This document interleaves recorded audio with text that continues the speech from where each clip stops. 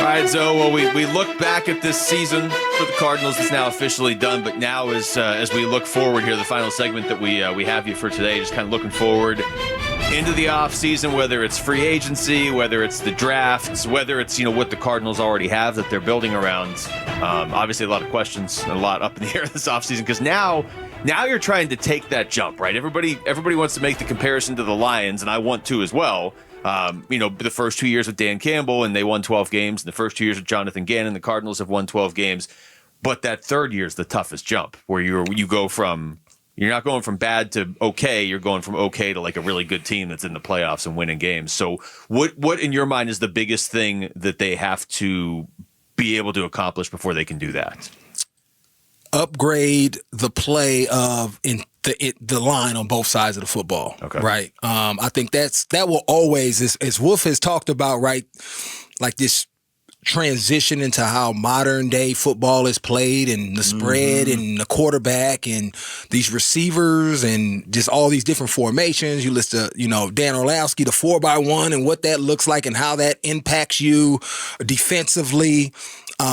It all comes back to the offense and defensive line, right? Can I protect long enough for these concepts to unfold in front of them so that we can manipulate the back end of the defense, right? Or as a defensive line, can I get to the quarterback before any of that stuff even matters? Yeah. Right? And so they have to continue to build there. I think you never can get away from that, right? I know the cool picks, MHJ, right? The outside, the big time, the Jeffersons, the Chases of the world, right? When you think about who gets all the media and whose attention, right? These receivers, these quarterbacks, but that doesn't matter until you get better there. So they have to, and we saw as guys got injured, right? What the interior offensive line looked like, right? When a couple of guys went down, you had to mix and match, having the depth there. Kyler not having necessarily the time consistently, especially in games that really mattered, in order to, I think, perform at his best, right? He's the most dependent player out there.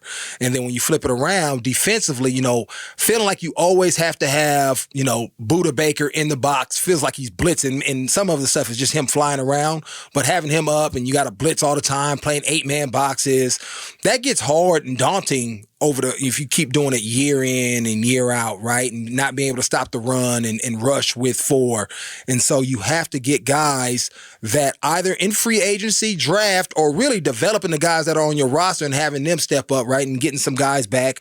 Jesse Luketa will end up going on IR, Dennis Gardeck. I think having Denard Robinson, right? Darius Robinson. Him, right, having another year. Yep. He was hurt most of the year, so that's another guy that you'll get back, almost like having another draft pick, because he didn't really get a chance to showcase who he was because he got that setback. Like I said earlier, Zaven Collins, another guy that can take. He has the ability.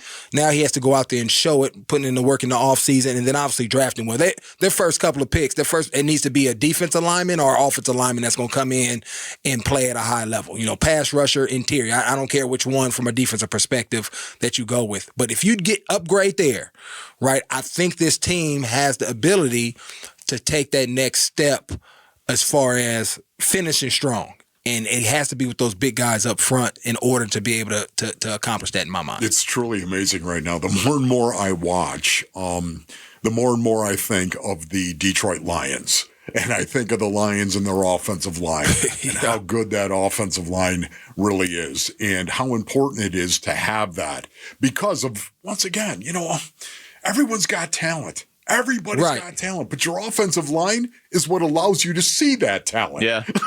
Like you said, if the play doesn't get to unfold, who cares how good the play was? Right. It seems so simple to me and so base, and I know it's much harder than I'm making it sound, base. It is. But when you think about it, all that talent, you want your offensive line to be good enough to allow your talent to do what it does. James Conner can't run if there's no hole to open. Right? If there's no hole open for him, he can't run. Okay, it's the same thing. Your quarterback, if he's always running, scrambling around, you can't play football that way. At some point in time, that offensive line has got to be good enough. They don't have to be the best in the NFL for you to win, but it's got to be good enough to allow your talent to do what they do. Right. And you don't have to have 5 all-pro guys, but collectively they need to play at a very high level. I always go back to the Giants of 07, 08. I mean, you get those guys individually, one-on-one pass rush, kill them all day. They weren't very good by themselves, but they had, great chemistry, worked really well together, understood the concepts, and in the pass game really did a lot better collectively. They were greater than the sum of their parts.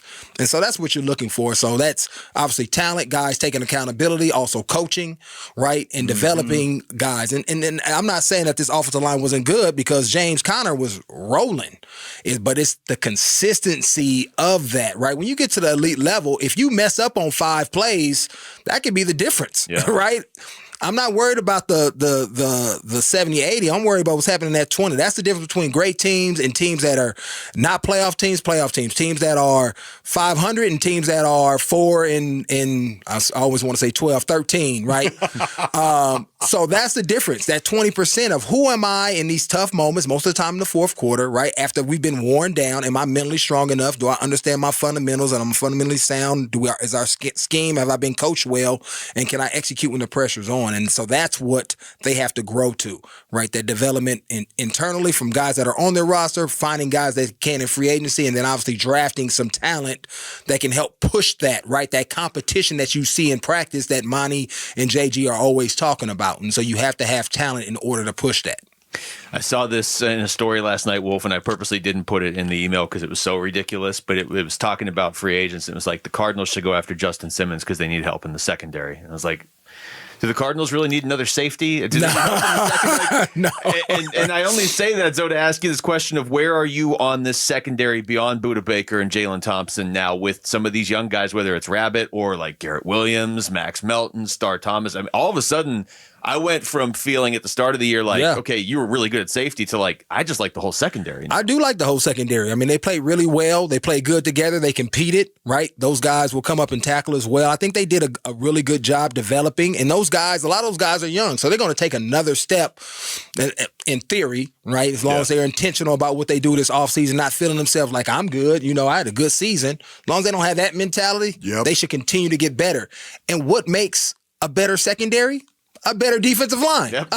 So let's go up here and really build our defensive line, getting the pass rushers, making sure guys are taking that next step and seeing how we can, again, right, pressure the quarterback without feeling like I got a blitz, right? And so if you turn on the tape and you see the Cardinals having to blitz a lot, that's showing that our defensive line can't necessarily get there all the time. And they did a lot of simulated stuff where you still get guys out, but they have to be able to just line up and say, hey, my 4 can beat your 5, right? And they're not quite there yet where you have somebody doing that consistently. Yeah, and they did, to your point, they schemed up. They got by. Defense, they were good, but by the end of the year, you could tell it was kind of wearing down a little bit. Right.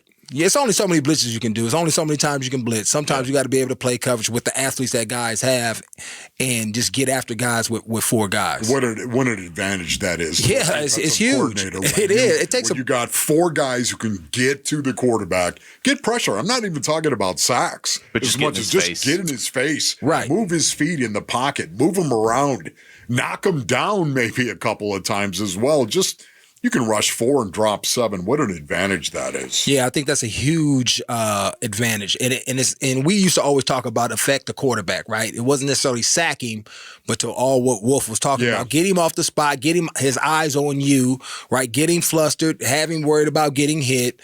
And then that's just as good as almost getting a sack, right? Yeah. And that really helps the guys on the back end. You'll see your interceptions go up because you get more tips and overthrows. Got to get those. Come on, Wolf. Anytime somebody says tips and overthrows, the next day the caller responds has got to get those. All right. All right. I said it. I was gonna see. Yeah.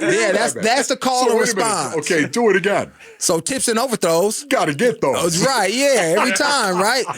Take 2. We did it. Well, I got to get better at that. Basically, by next week, we'll have him locked in. So thanks so much, man. Always. Thank you, Zoe. Yeah, love it.